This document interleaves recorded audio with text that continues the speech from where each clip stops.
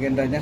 Agenda hari ini adalah lanjutan untuk pemeriksaan ataupun klarifikasi persidangan adanya oknum notaris terhadap aduan dari klien saya, Marcella Dedi, yang terkait dengan akte yang tidak pernah diinginkan tetapi dibuat oleh notaris. Nah, inilah kita laporkan, dan walaupun itu sudah memang bergulir tempo hari di media, tapi ini kami laporkan kembali supaya ada tindak lanjutnya. Apakah notaris itu akan diambil tindakan secara administratif. Dari hasil persidangan ini ternyata bahwa tidak di sini diputuskan bahwa oknum notaris yang nakal itu dibawa ke MPW dari Majelis Pertimbangan Notaris Wilayah, baru Majelis Pertimbangan Wilayah Pusat, barulah Notaris Pertimbangan Pusat nanti yang memutuskan apa notaris itu diskors, dicabut izinnya, atau memang sama sekali tidak boleh melakukan kegiatan sebagai pejabat publik. Om, ini kedatangan kedua ya setelah kemarin gagal ya. Ya. Hari ini gimana Hasilnya apa ini? Hasilnya seperti apa? Ya, artinya tadi klien Lady Marcella melaporkan yang sebenarnya seperti apa faktanya. Nah, ternyata memang ada fakta-fakta yang mereka belum MPD ini belum terima secara jelas. Tadi sudah diserahkan bukti-bukti dan janjinya akan diteruskan ke ke MPW baru nanti ke MPP. Nah, tadi dengan bukti-bukti itu jelaslah bahwa apa yang diperbuat oleh oknum notaris ini sudah melanggar peraturan. Mungkin nanti dijelaskan atau ditambahkan kepada klien Marcella. Silakan. Ya, gimana Mbak? Itu aja sih ya, tadi saya dalam rangka menyerahkan bukti-bukti yang dimana sesuai fakta, terus juga notaris ada penjelasannya juga yang memang menurut saya kurang masuk akal gitu ya. Tapi nggak apa-apa, saya hormati dalam persidangan notaris ini. Nanti kita lihat aja hasilnya seperti apa. Saya menghormati tadi jalannya pengawas Majelis Notaris Tangerang tersebut. Saya hanya meminta kepada kalau perlu Pak Presiden dan Pak Menteri agar notaris nakal gitu ya bisa ditindak seadil-adilnya, jangan lagi ada backingan atau apa segala macam yang benar itu diabu-abuin. Saya akan menuntut keadilan sampai saya mendapatkan keadilan sesuai bukti yang saya punya gitu. Artinya saya di sini meminta dan mengais keadilan dengan seadil-adilnya, karena jangan lagi ada korban dari notaris Yunita tersebut. Terima kasih. Udah ketemu Kak Lady, siapa sih Ditemukan dengan notaris tersebut. notaris tersebut itu? Ada notaris tersebut, makanya jawaban tadi dikonfrontir udah, makanya saya rasa jawabannya agak menurut saya, tapi nanti saya serahkan kepada kuasa hukum saya gitu. Apa jawabannya menurut Kak Lady itu meragukan atau janggal mungkin dari notaris? Pertama, Artinya gini, beliau berusaha menghindar ya oknum notaris ini ya. Kita juga sudah semua masyarakat tahu kalau dalam persidangan kode etik memang mereka selalu melindungi anggotanya, seperti Pradi. Pradi kan juga kalau oknum pengacara nakal itu kan di sidang kode etik di Pradi. Nah, itu baru Pradi pusat lah nanti yang mengambil langkah, apakah diskors, apakah dicabut izinnya tidak beracara. Sama juga seperti di notaris itu juga mereka melindungi anggotanya. Kita cuman ya, klien juga menghimbau masyarakat untuk lebih hati-hati lagi di dalam memilih notaris, karena banyak sekali oknum notaris yang identik dengan mafia tanah. Sekarang di mana-mana mafia tanah terkait penerbitan sertifikat, pembuatan akte jual beli yang tidak pernah ditandatangani akte jual beli ternyata ada. Nah, inilah oknum-oknum notaris karena melihat uang besar sehingga oknum ini berani mengambil ataupun melanggar hukum.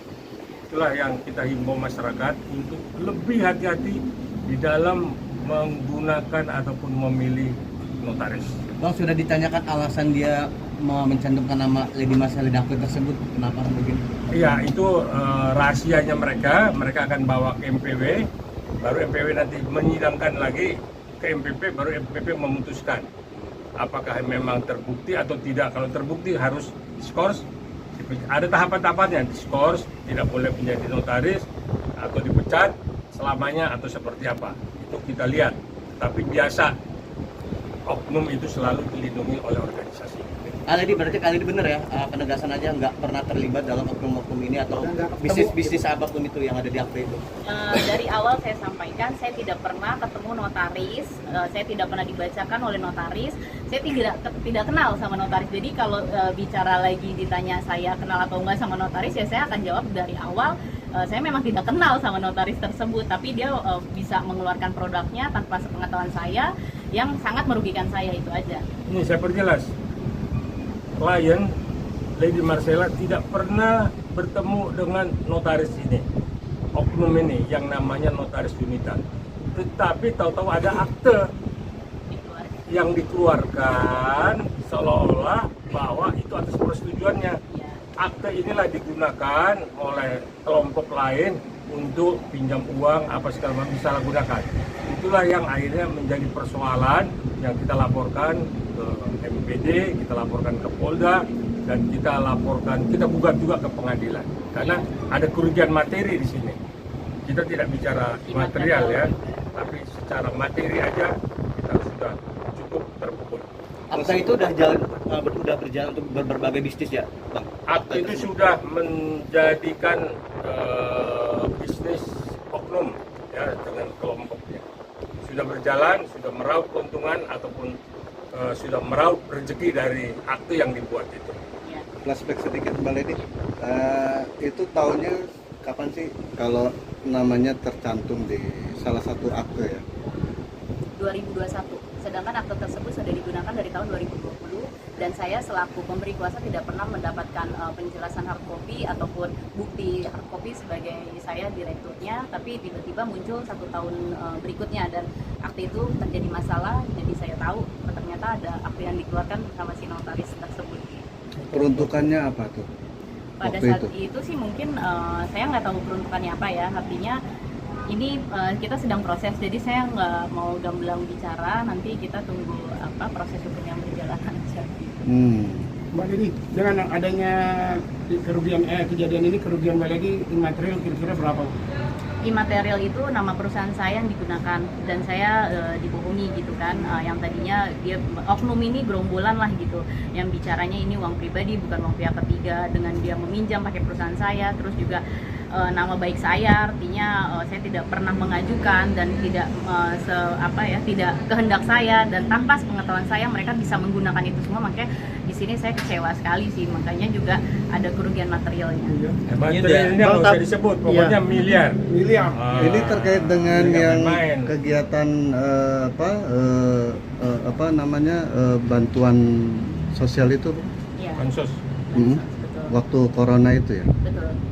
Nah, yang bersangkutan kan pernah berkoar-koar. Nah, artinya Mbak Lady menanggapinya seperti apa? Dengan mereka sudah berkoar-koar dulu bahwasanya Mbak Lady ini telah melanggar perjanjian karena sudah menerima dana segala macam. Enggak. Kan saya sudah buktikan dengan bukti bahwa saya dituding. Jadi saya buktikan tadi pertanyaannya, saya telah buktikan dengan bukti-bukti yang saya punya.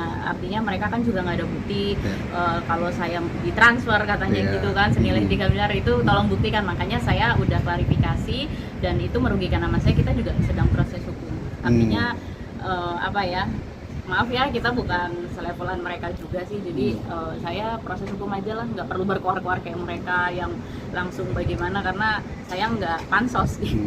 Tapi dengan adanya perjanjian PKB mobil yang sudah dikembalikan oleh Mbak Lady, apakah proses yang di Polres Jakarta Pusat itu akan selesai atau gimana? Udah selesai dari Januari 2023 dan terlapornya memang sudah mengembalikan kerugian saya BPKB saya. Jadi ya sudah selesai, sudah saya cabut laporannya.